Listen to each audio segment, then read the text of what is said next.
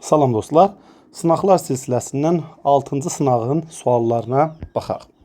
Birinci sual trigonometriya ilə bağlı olan sualdır və bu ifadənin qiymətini tapmaq bizdən tələb olunur. Gəlin birinci ifadənin özünü olduğu kimi yazaq. Sinus kvadratı 15 dərəcə, vuraq sinus 75 dərəcə bölünsün 2 kosinus 105 dərəcə.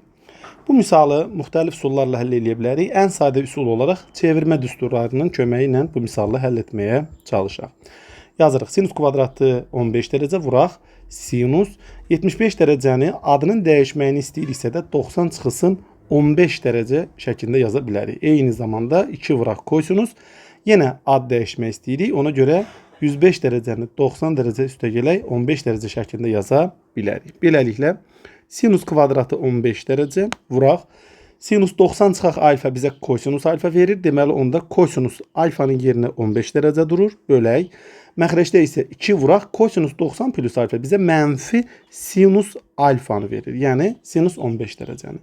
Beləliklə sürətdəki sinus kvadratı 15-dən məxrəcdəki sinus 15-in bir ixtisar gedir və sürətdə qalır sinus 15 dərəcə vuraq kosinus 15 dərəcə bölək. Məxrəcdə isə mənfi 2. İndi kəsirin sürət və məxrəcini 2-yə vurmaqla kəsirin sürətindəki ifadəni sinus 2 alfanın açılışına gətiririk. Baxın 2 sinus 15 vuraq kosinus 15 dərəcə, sinus 2 vuraq 15 dərəcə, yəni 30 dərəcəyə bərabərdir. Məxrəcdə isə 2 dəfə mənfi 2, mənfi 4 verir. Beləliklə, sürətdə sinus 30 dərəcə alırıq. Onun qiyməti 2-də 1-dir. Məxrəcdə isə mənfi 4 və beləliklə bu ifadənin qiyməti mənfi 8-də 1-ə bərabərdir. Yəni doğru cavab D bəndi olmalıdır. İkinci suala baxaq. İkinci sualda deyilir ki 4 sinus x bölünsün 2 vuraq kosinus x bölünsün 2 bərabərdir 1 tənliyini həll edin. 4-ü dərhal 2 vuraq 2 şəklində yaza bilərik. Yerdə qalan ifadəni isə olduğu kimi gəlin köçürək. Bərabərdir 1.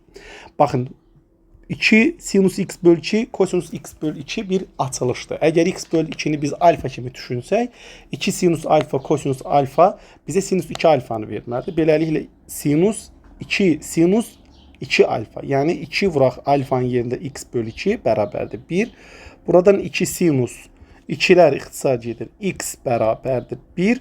Buradan sinus x bərabərdir 2'də 1 almış olarıq. Bu isə x bərabərdir. Artıq bu sinus x bərabərdir a tənliyinin həllidir. Yəni ümumi həldir. Tənliyin həlli isə x bərabərdir mənfi 1 üzəri k vuraq. Arc sinus a, yəni 2'də 1 üstə gələk pi k şəklindədir.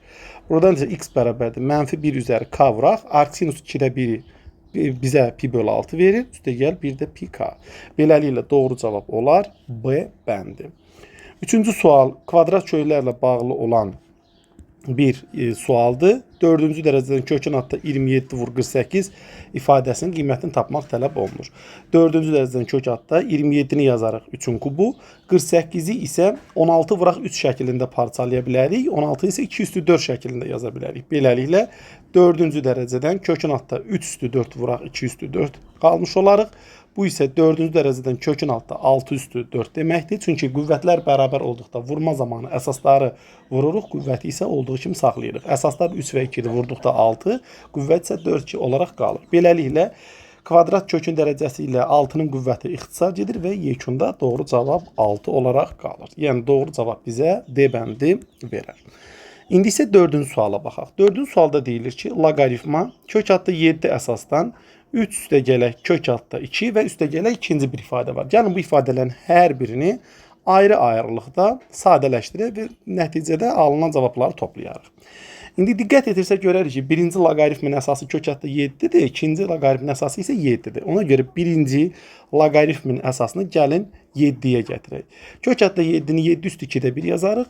3 üstə gələk kök altda 2-də loqaritmanın daxilindəki ifadə olar. Biz bilirik ki, 3 üstə gələk kök altda 2-nin qüvvəti 1-dir və loqaritmanın xassiyəsinə görə loqaritmanın altındakı ifadənin qüvvətini, loqaritmanın əsasının qüvvətini bir-birinə bölərək qarşıya keçirmək olar. Beləliklə 1-i 2'də 1'ə bölsək 2 şəklində qabağa keçir. Deməli 2 loqaritma 7 əsasdan 3 üstə gələk kök altda 2 və həmçinin digər tərəfdən bilirik ki, 2-ni loqaritmanın daxilindəki ifadənin qüvvətinə çıxarmaq olar, aparmaq olar. Deməli, loqaritma 7 əsasdan 3 üstə gələk kök altda 2-nin kvadratını almış olarıq. Biraz da sadələşdirsək, loqaritma 7 əsasdan, baxın, daxildəki ifadə A üstə gələk B-nin kvadratıdır. A-nın kvadratı, yəni 3-ün kvadratı 9. Üstə gələk birinci, ikinci hasilin 2 misli. Deməli, verir bizə 6 kök altda 2. Üstə gələk ikincinin kvadratı, yəni 2. Beləliklə biz loqaritma 7 əsasdan 11 üstə gələk 6 kök altda 2 almış olarıq. İndi ikinci ifadə ilə cəmini biz artıq yaza bilərik. İndi yazırıq, üstə gələk loqaritma 7 əsasdan 11 üstə gələk 6 kök altda 2. Biz bilirik ki, loqaritmaların əsası eyni olduqda toplama zamanı loqaritmanın əsası olduğu kimi qalır. Loqaritmanın daxilində isə loqaritma altında olan ifadələrin hasili tapılır. Yəni 11 çıxaq 6 kök altda 2-ni biz vurmalıyıq 11 üstə gələk 6 kök altda 2-yə. Beləliklə loqaritma 7 əsasdan loqaritmanın altında olan ifadə kvadratlar fərqinin açılışına gətirib çıxardır. 11-i 11-ə vurduqda 121 çıxaq 6 kök altda 6 kök altda 2-yə vurduqda isə 72 alarıq. Beləliklə loqaritma 7 əsasdan 121-dən 72 çıxdıqda qalır 49. Loqaritma 7 əsasdan 49 isə bizə 2 verər. Yəni doğru cavab olar A bəndi. 5-ci sual yenə loqaritmik bir tənlikdir. Yazırıq loqaritma 27 əsasdan kök altında x üstə gələk loqaritma 9 əsasdan kök altda x üstə gələk loqaritma 3 əsasdan kök altda x bərabərdir 3-də 11. İndi biz nə edirik? Baxırıq ki, loqaritmaların altında olan ifadələrin hamısı kök altda x-dir. Deməli, burada dəyişilə biləcək heç nə yoxdur. Sadəcə loqaritmaların əsasları fərqlidir, amma diqqət edirsə görərik ki, əsaslar 3-ün qüvvətləridir. Uyğun olaraq onda gəlin yazaq. 27-ni yazaram 3-ün kubu kök altda x üstə gələk loqaritma 9 əsasdan yazaram 3-ün kvadratı əsasdan kök altda x üstə gələk loqaritma 3 əsasdan kök altda x bərabərdir 3-də 11. Beləliklə kök altda x-in qüvvəti 1-dir. Loqaritma məlum xassəsindən istifadə edirik. Yəni loqaritma altındakı ifadənin qüvvətini loqaritmanın əsasının qüvvətinə bölürük və qarşıya keçirik. Beləliklə 3-də 1 vuraq. Loqaritma 3 əsasdan kök altda x üstə gələk 2-də 1 vurulsun. Loqaritma 3 əsasdan kök altda x üstə gələk yenə loqaritma 3 əsasdan kök altda x bərabərdir 3-də 11. Biz indi loqaritma 3 əsasdan kök altda x-i ortaq vuruq çıxarsaq qalar 3-də 1 üstə gəl 2-də 1 üstə gəl 1 vurulsun loqaritma 3 əsasdan kök altda x bərabərdir 3-də 11. Kəsirin deməli mötərizənin içərisindəki ifadəni sadələşdirsək alarıq 6-da 11 vurulsun loqaritma 3 əsasdan kök altda x bərabərdir 3-də 11. Buradan deməli loqaritma 3 əsasdan kök altda x-i tapsaq 3-də 11-i bölməliyik 6-da 11-ə, yəni 11-də 6-ya vurmalıyıq. Beləliklə 11-lər ixtisar gedir, 3 ilə 6 ixtisar gedir və bərabərin sağ tərəfində 2 qalır. Loqaritma 3 əsasdan kök altda x bizə 2 verir. Buradan kök altında x bərabərdir 3-ün kvadratıdır. Yəni kök altda x bizə 9 verirsə, onda x-ə biz 81 almış olarıq. Yəni doğru cavab olar E bəndi. İndi 6-cı suala baxaq. 6-cı sual funksiya ilə bağlı bir sualdır. Y bərabərdir fx funksiyasının təyin oblastı -3, 7 parçası olarsa, y bərabərdir f 2x çıxılsın 5 funksiyasının təyin oblastını tapın. Deməli, baxırıq ki, x 2x çıxaq 5 ilə əvəz olunluqdur. Yəni, x oxu üzərində müəyyən qədər sağa sola sürüşmə var. Onda biz deyirik ki, 2x çıxılsın 5 ifadəsi verilmiş -3, 7 parçasını ödəməlidir. Bunu nə cür başa düşərik? Yəni 2x çıxılsın 5-i biz u ilə ifadə edəsək, onda y bərabərdir f u-dur. Biz də bilirik ki, funksiyanın qiyməti dəyişənin nə olmağından asılı olmayaraq eyni olmalıdır. Yəni sən x-i u ilə əvəz edə bilərsən, t ilə əvəz edə bilərsən, z ilə əvəz edə bilərsən, bu funksiyanın təyin oblastını dəyişməməlidir. Yəni 2x çıxılsın 5 indi -3, 7 arasını ödəməlidir. Beləliklə 2x hər tərəfə 5 əlavə eləsək 2-dən böyük bərabər, 12-dən kiçik bərabərdir. Hər tərəfi də 2-yə bölsək, onda x 1-dən böyük bərabər, 6-dan isə kiçik bərabər olmalıdır. Beləliklə 2x çıxılsın 5 funksiyasının qiymətlər çoxluğu, bağışlayın, təyin oblastı artıq 1, 6 parçası olar ki, doğru cavab yenə C bəndinə uyğun gələr. Sonra 7-ci suala baxaq. 7-ci sual həndəsi silsilə ilə bağlı olan bir sualdır. Şərtdə deyilir ki, x üstə gəl 6, x üstə gəl 9 həndəsi silsilənin ardıcıl hədləri olarsa x-i tapın. Biz bilirik ki, əgər həndəsi silsilənin ardıcıl hədləri bu şəkildə verilərsə, yəni B1, B2, B3, həndəsi silsilədə ikinci həddin kvadratı, yəni ortadakı həddin kvadratı qonşu hədlərin hasilinə bərabər olmalıdır. Yəni B2-nin kvadratı bərabərdir B1 vur B3 olmalıdır. Beləliklə həmin xassiyəni verilmiş misala tətbiq eləsək, deyirik ki, x üstəgəl 6-nın kvadratı x vurulsun x üstəgəl 9-a bərabər olmalıdır. Beləliklə x kvadratı üstəgəl 12x üstəgəl 36 bərabərdir x kvadratı üstəgəl 9x-ə. Hər tərəfdən x kvadratlarını atsaq, 9x-i bərabərin soluna, 36-ın isə bərabərin sağına keçirsək alarıq. 3x bərabərdir mənfi 36, x də bərabərdir mənfi 12. Beləliklə, x-in qiyməti mənfi 12-yə bərabərdir. 8-ci sual modul və kvadrat olan ifadələr olan bir bərabərsizlikdir. Bərabərsizlikdə deyilir ki, x kvadratı çıxaq 16 kəsirin sürətindədir. Məxrəcdə isə modul x minus 4 böyük bərabərdir 0. Bu bərabərsizliyi həll edin. Biz diqqət etirsək görərik ki, kəsirin sürətində x kvadratı, kəsirin məxrəcində isə modul x var. Belə olan halda biz həmişə deyirik ki, x kvadratını modul x-in kvadratı ilə əvəzləyə bilərik. Onda bərabərsizliyi yenidən yazsaq, yazarıq. Modul x-in kvadratı çıxaq 16 bölünsün, modul x çıxaq 4 böyük bərabərdir 0 alarıq. Kəsirin sürətindəki ifadəni vuruqlara ayırsaq, yazarıq. Modul x çıxaq 4, vuraq modul x üstə gələk 4, böyük bərabərdir 0, məxrəcdə isə modul x minus 4 olar. İndi baxırıq ki, modul x çıxaq 4-lər kəsirin sürət və məxrəcinin ixtisar olur. Yeganə şərtlə ki, modul x çıxaq 4 sıfırdan fərqli olmalıdır. Çünki kəsirin sürət və məxrəcində 0 alsaq belə 0 bölək 0 şəklində bir qeyri-müəyyənlik almış olarıq. Ona görə deyirik ki, modul x çıxaq 4 hökmən sıfırdan fərqli olmalıdır. Belə olan halda çıxır ki, modul x fərqli olmalıdır 4-dən. Bu isə deməkdir ki, x müsbət və mənfi 4-dən fərqli olmalıdır. Onda yerdə qalan bərabərsizliyə baxaq. Modul x üstəgələk 4 böyük bərabərdə 0 almış olarıq. Burada da modul x böyük bərabərdə mənfi 4 olar. Biz bilirik ki, x-in yerini nə qoymağımızdan asılı olmayaraq, onsuz da moduldan müsbət çıxır və o mənfi 4-dən, yəni mənfi ədəddən həmişə böyük olmalıdır. Onda belə çıxır ki, bizim bərabərsizliyimizin həlli mənfi sonsuzluqda mənfi 4-ə qədər istənilən bir ədəddir. Birləşməsi mənfi 4-dən 4-ə qədər. O da birləşir 4-dən müsbət sonsuzluğa qədər. Yəni, mənfi 4 və müsbət 4-dən başqa istənilən bir ədəd bu bərabərsizliyin həlli olar. Ona görə də doğru cavab olar B bəndi. 9-cu suala baxaq. 9-cu sualda deyilir ki, Z1 bərabərdir 1 üstəgəl kök altda 3 vurulsun i, Z2 isə bərabərdir A üstəgələk BI kompleks ədədləri üçün arqument Z1 vur Z2 bərabərdir 7 pi bölünsün 12 olarsa A üstəgələk B bölünsün B ifadəsinin qiymətini tapın. Biz bilirik ki, arqument Z1 vur Z2 bərabərdir arqument Z1 üstəgələk arqument Z2. Bu şəkildə hesablanır. Bəs görəsən, arqument Z1 və arqument Z2 nə cürə hesablanır? Biz bilirik ki, arqument Z1 bərabərdir arctangens, deməli, arctangens fi1 şəklində təyin olur. Bəs burada bu nə deməkdir? Biz tangens fi-ni nə cür tapırdıq? Tangens fi1-i tutaq ki, tapmaq istəyirik. Biz kök altda 3-ü, yəni kompleks hissənin əmsalını həqiqi hissənin əmsalına bölürük və beləliklə kök altda 3 alırıq. Buradan fi1 bərabərdir pi bölünsün 6 almış olarıq. Arctangens fi1 yox, gərək biz elə fi1 yazardıq. Arc-z1 bərabərdir fi1 olmalıdır. Buradan da fi1 bərabərdir, bağışlayın, pi böl 6 yox, pi böl 3 olmalıdır. Bir anlıq diqqət dağınıqlığı səhvə yol açır. Deməli, pi bölünsün 3 olur. Onda yazarıq ki, pi bölək 3 üstə gələk arc z2 bərabərdir 7 pi bölək 12.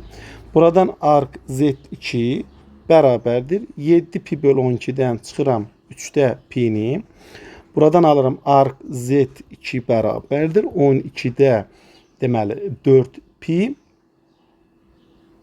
12-də 4 pi mi alıram? 12-də 3 pi bağışlayın. 12-də 3 pi 12-də 3 pi, ixtisar da 3-ə getsə, alarıq 4-də pi. Deməli, arqument z2 bərabərdir 4-də pi isə, bu isə bizdə nəyə bərabər olmalıdır? Fi-yə. Fi bərabərdir, fi 2-yə daha doğrusu, pi bölünsün 4 deməkdir. Bu da deməkdir ki, tangens fi 2 bərabərdir 1, tangens fi 2 nədir tapırıq? Bu dəfə B-ni A-ya bölürük. B bölək A da bizdə 1-ə bərabərmiş. Onda A üstə gələk B bölünsün B ifadəsini sadələşdirsək, B-də A üstə gələk B-də B yazarıq. B-də A bizə 1 verir, B-də B də bizə 1 verir. 1 üstə gəl 1 də bizə 2 verir. Yəni doğru cavab olar B bəndi. 10-cu suala baxaq. 10-cu sualda deyilir ki, verilmiş bərabər tənliklər sistemindən modulda x minus y ifadəsinin qiymətini tapın. Dərhal tənlikləri yazaq. Birinci tənlik 40-a bərabərdir, ikinci tənlik isə 24-ə bərabərdir. Gəlin indi bu ifadələri sadələşdirək. Hər bir tənlikdə mötərizələri vurub açaq. Beləliklə x kvadratı çıxaq x y bərabərdir 40. İkincidə isə x y minus y kvadratı bərabərdir 24. Və tənlikləri tərəf-tərəfə çıxaq. Buradan alırıq x kvadratı çıxaq 2x y. Üstə gələ y kvadratı bərabərdir 16. Buradan isə x çıxaq y kvadratı bərabərdir 16. Hər iki tərəfdən kök alsaq, x çıxaq y modul üçün biz müsbət 4 almış olarıq ki, doğru cavabda A bəndi edər. 11-ci suala baxaq. 11-ci sual bir kvadrat tənliyi ilə bağlı bir sualdır. Deyilir ki, A parametrinin hansı qiymətində x kvadratı çıxaq 2A vuraq. Mötərizədə x çıxaq 1, çıx 1 bərabərdir 0 tənliyinin 2 bərabər kökü var. X kvadratı çıxaq 2AX, mötərizəni vurub açıb sadələşdirək. Üstə gələ 2A çıxaq 1 bərabərdir 0 almış olarıq. Buradan da 2 bərabər kökü var. O deməkdir ki, diskriminant 0-a bərabər olmalıdır. Yəni D bərabərdir. Mənfi 2A-nın kvadratı çıxaq 4 vurulsun. 2A çıxaq 1 vuraq 1 bərabərdir 0 olmalıdır. Buradan 4A kvadrat çıxaq 4 vurulsun. 2A çıxaq 1 bərabərdir 0. Hər tərəfi 4-ə bölsək. A kvadratı çıxaq 2A üstə gəl 1 bərabərdir 0 almış olaram. Buradan A çıxaq 1-in kvadratı 0-dsa biz A üçün 1 almış olarıq ki, doğru cavab da D-yə uyğun gələr.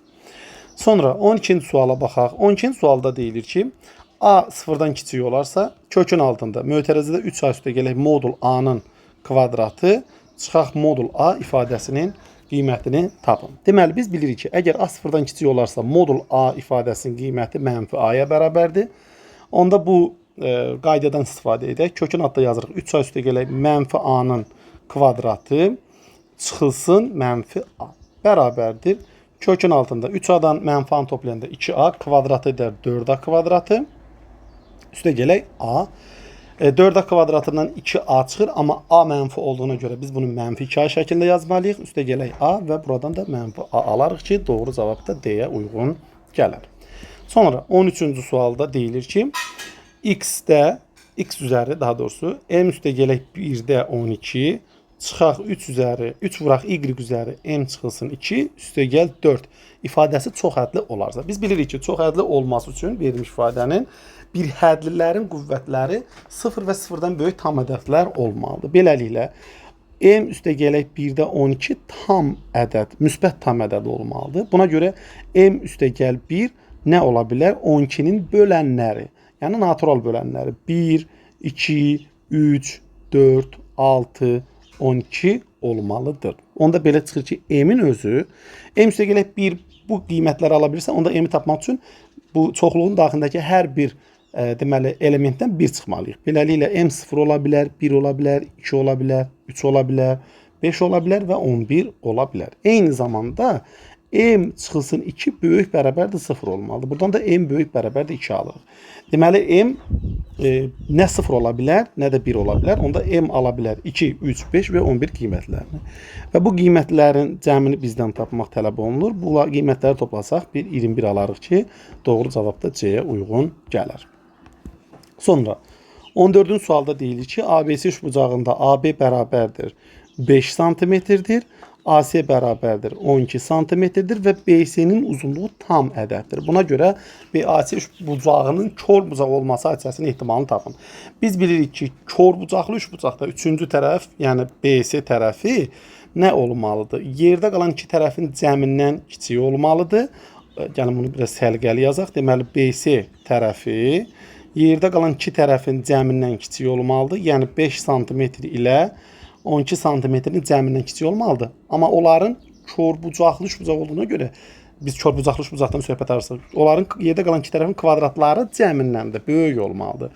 Çünki baxın, burada A bucağı körbucaqsa da körbucağın qarşısındakı tərəf BC tərəfidir, ən böyük tərəf. tərəfdir.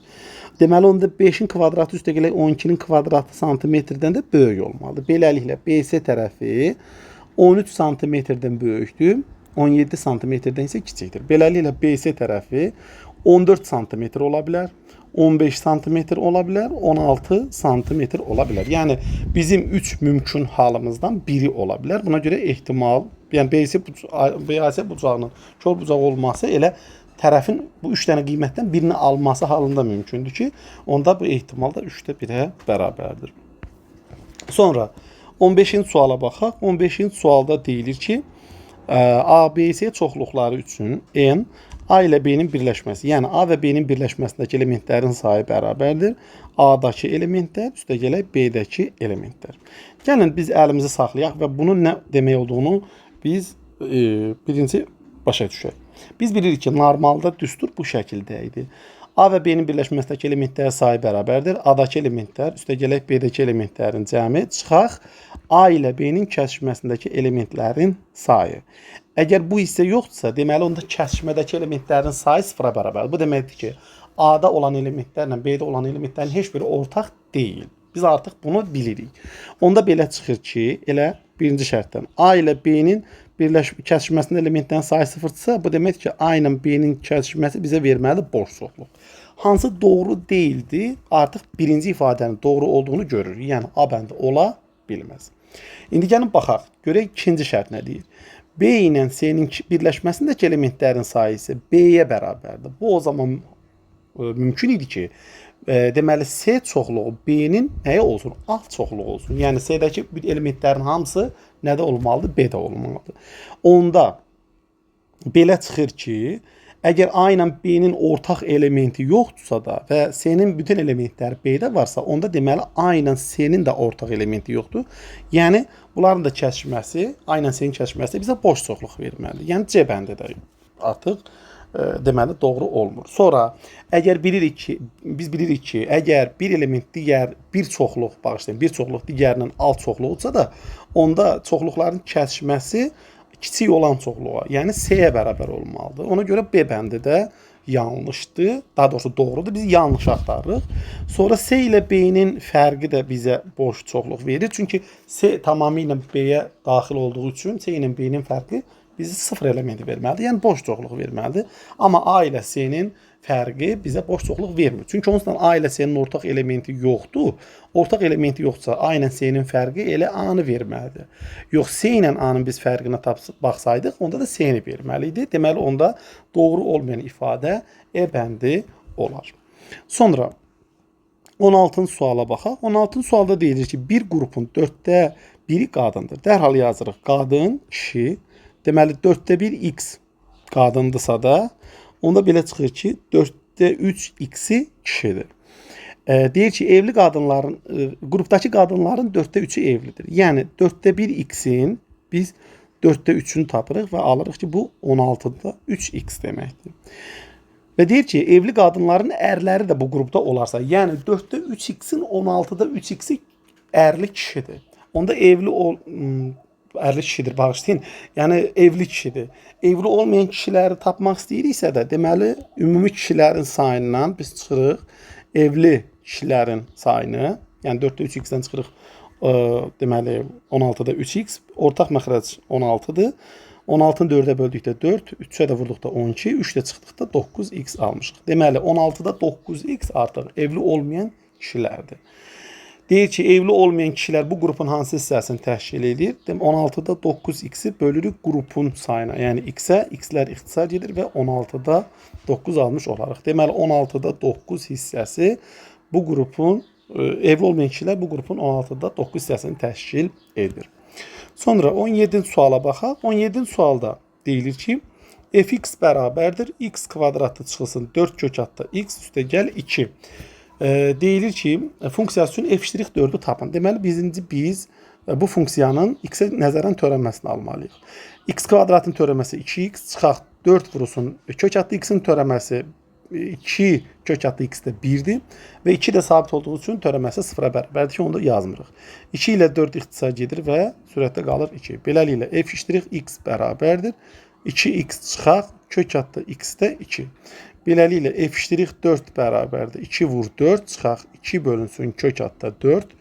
2 vuraq 4 verir bizə 8. Çıxaq 2 bölünsün kök altda 4-dən 2 çıxır. 2-ni 2-yə böldükdə 1, 8-dən də 1 çıxdıqda 7 alırıq ki, doğru cavab da edər B bəndi. İndi isə gəlin 18-ci suala baxaq. 18-ci sualda deyilir ki, x üstə gələk y 5-ə bərabərdir. Dərhal yazırıq. Və verilmiş bu kəsirin qiymətini tapmaq tələb olunur. Dərhal yazırıq x kvadratı. İndi burada belə birbaşa belə bir çevirmə aparmaq istəyirəm. Biz bilirik ki, toplananların yerini dəyişdikdə cəm dəyişmir. Ona görə yazırım x kvadratı çıxaq 4x üstə gələk 4 çıxılsın y kvadratı. Məxrəcdə isə olur x kvadratı çıxaq y kvadratı çıx 2x çıxaq 2y. O da bərabərdir. X kvadratı çıxaq 4x üstə gələk 4 x çıxaq 2-nin kvadratıdır. Çıxaq y-in kvadratı bölək x kvadratı çıxaq y kvadratı bir qruplaşdırırıq. Yerdə qalan 2 əddən isə mənfi 2-ni ortaq vuruq çıxardırıq. Olur mötərizə x üstə gələ y. O da bərabərdir. Kəsirin sürət və məxrəcindəki ifadələri vuruqlara ayırsaq, deməli birinci kəsirin sürətini həll etməyə çalışaq.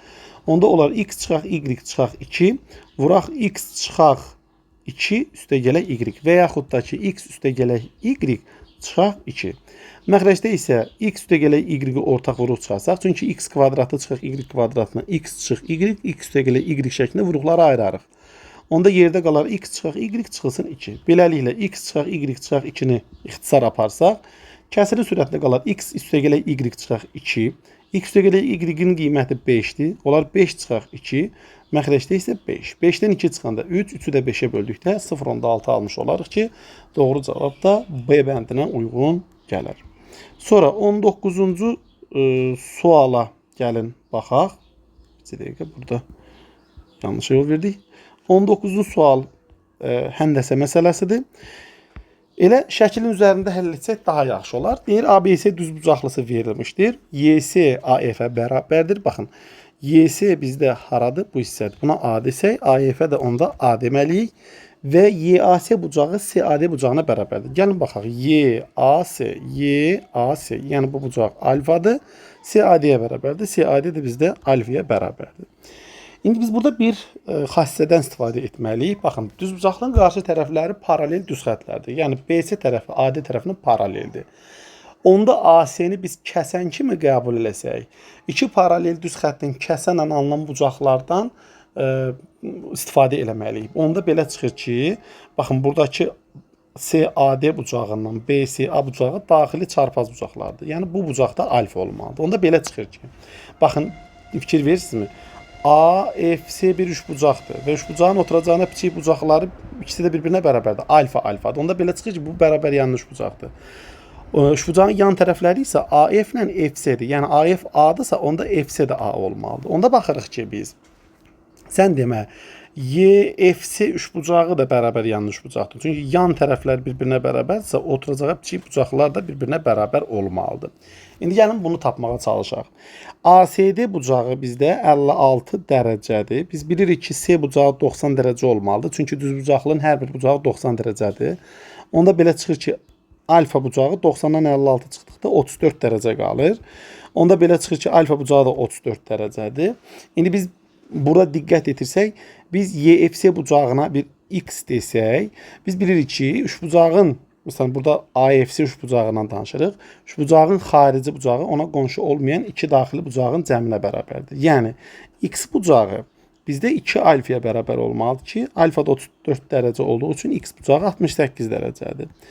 Eyni zamanda, bərabər yanlış bucaq olduğuna görə F bucağı E bucağına bərabərdir. Yəni, bu da 68 dərəcədir. Və həmçinin bilirik ki, üçbucağın daxili bucaqlarının cəmi 180 dərəcəyə bərabərdir. Yəni, 2 vuraq 68 dərəcə üstə gələk. Üçüncü bucaq hansı bucaqdır? BCY bucağıdır. Ya da YSB bucağıdır. Ona da bir Y bucağı deyək. Üçünün cəmi 180 dərəcə eləməlidir. Buradan Y bərabərdir. 180 dərəcədən çıxırıq 136 dərəcə. Buradan da Y bərabərdir. 44 dərəcə almış olarıq. Deməli, A bucağı, həmin bucaq, bağışlayın, A bucağı deyirəm, həmin bucaq 44 dərəcəyə bərabərdir. Sonra 20-ci suala baxaq görək nə deyir. Yenə bir həndəsə sualdır. Deyilir ki, düzbucaqlı paralelipipedin xətti ölçüləri 3, 6 və 12 santimetrdir. Düzbucaqlı paralelipipedlə eyni tutuma malik olan kubun tilini tapın. Eyni tutum olmağı deməkdir ki, yəni həcmləri bərabər olmalıdır. Düzbucaqlı paralelipipedin həcmi hesablanır A vur B vur C ilə. Kubun tutumu isə hesablanır tərəfə əgər biz m desək, m-in kubu şəklində. Beləliklə m-in özünü tapsaq, 3-cü dərəcədən kök adda ABC almış olarıq. Buradan da m bərabərdir 3-cü dərəcədən. Kökün adda 3 vuraq, 6 vuraq, 12 santimetr. Beləliklə m də bərabərdir 3-cü dərəcədən, baxaq, 3 dəfə 12, 36 eləyir. 36 6-nın kvadratı da 6-ya da vurduqda 6-nın kubu almış olarıq. Oradan da 3-cü dərəcədən kökdən ancaq 6 çıxır. Deməli, kubun tili üçün biz 6 santimetr almış olarıq ki, doğru cavab da D bəndi edər.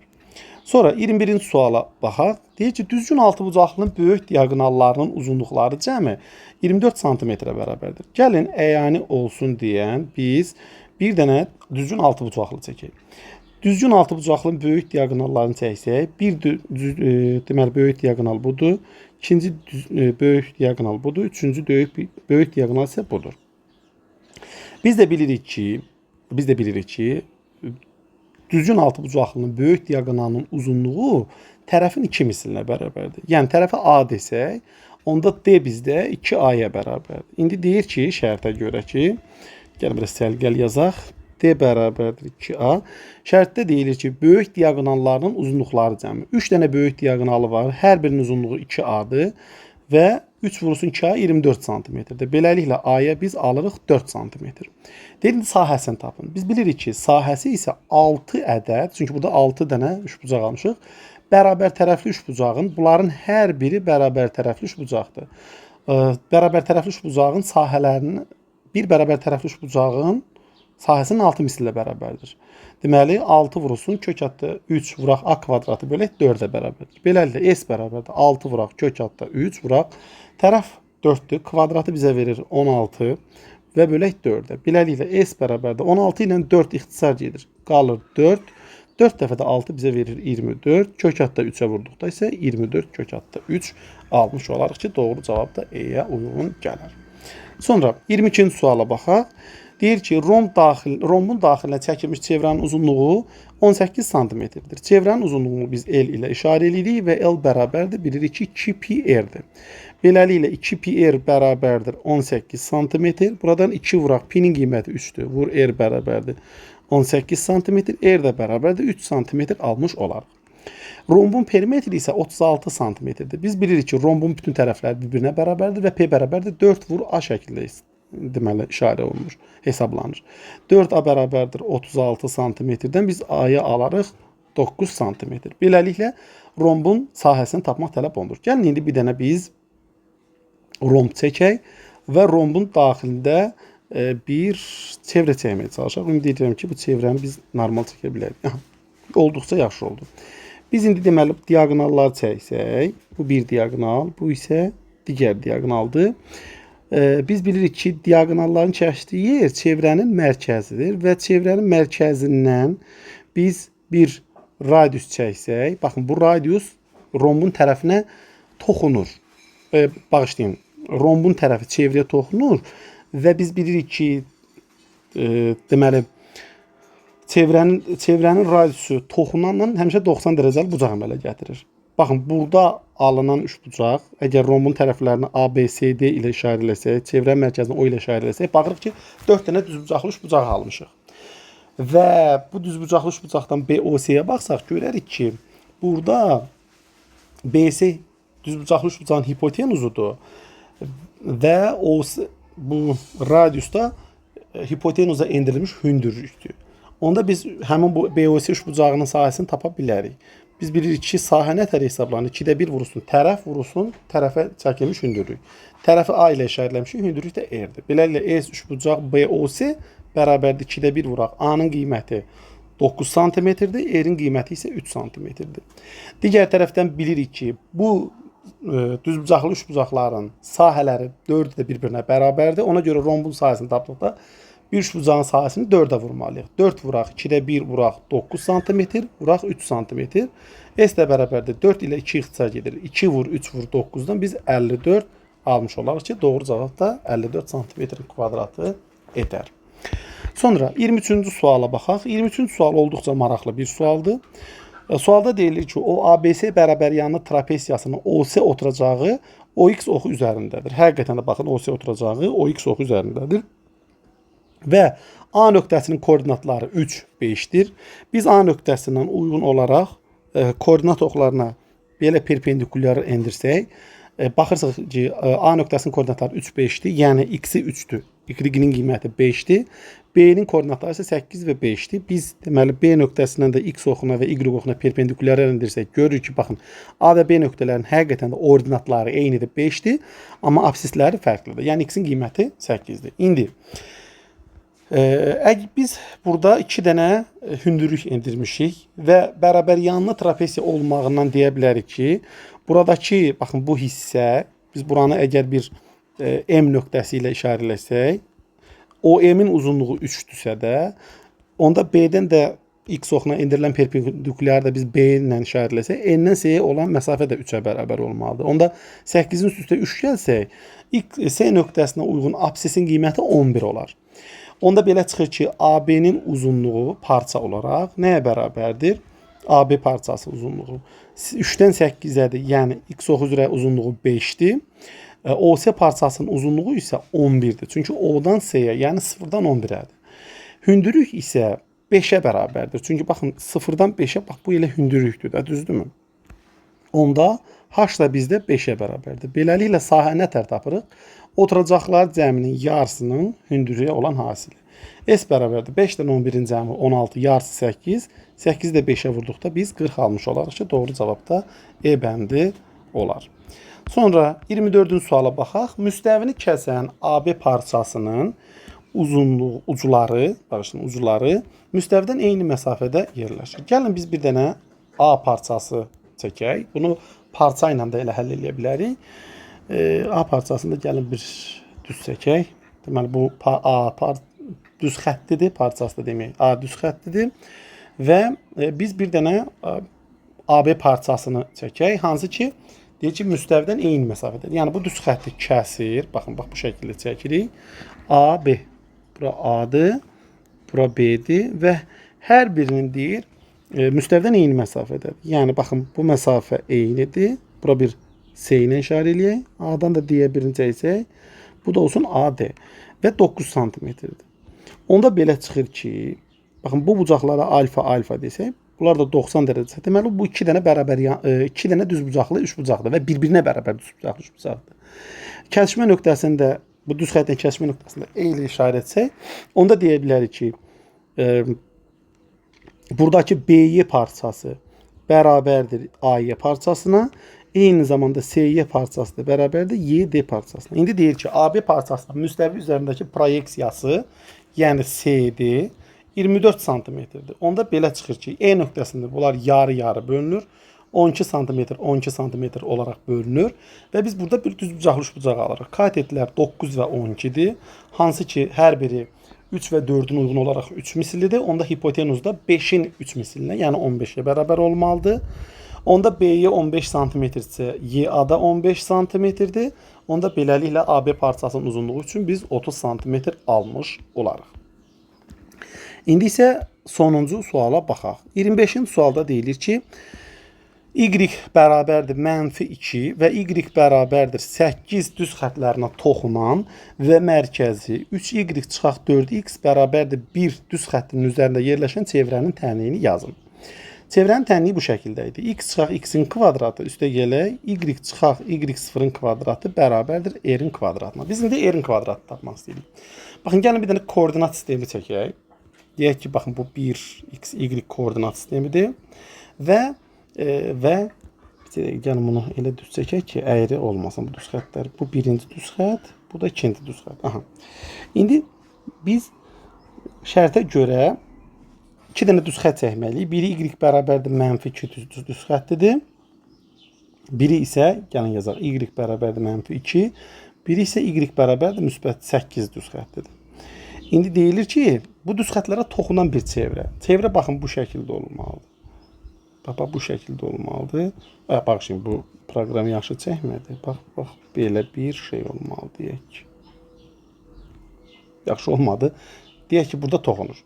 İndi onda belə çıxır ki, bura -2-dir, düzdürmü? Bu çevrənin diametri, baxın bu parçadır. Bu kəsişmə nöqtəsinin birinə A deyək. Bu hissəsi toxunma nöqtəsinə, burada bir B deyək. Onda AB parçasının uzunluğu nəyə bərabər olur? 8 çıxaq -2-dən alıram 10. Bu diametrdə 10'dur. Onda radius nəyə bərabər olur? 5'ə. Ya da kiçik yerinə işarə edirik radiusu. Radius 5 olur. Onda belə çıxır ki, radius 5'dirsə də bu çevrənin mərkəzini tapa bilərikmi? Mərkəzi deyək ki, baxın, bu olsun bura. O nöqtəsi. Bu radiusu nətər? Radius 5'dir artıq. Bunu nətər tapa bilərik? Mərkəzi nöqtəsinin koordinatını 8'dən çıxarıq 5, alarıq 3. Deməli, onun y-i 3'ə bərabərdir. İndi mən bu şəkili təmsil olaraq çəkmişəm. Dəqiq belədir. Çünki mərkəzin koordinatlarında mərkəz y oxunun yox, həm də x oxunun üzərində tək y oxunun üzərində yerləşmir.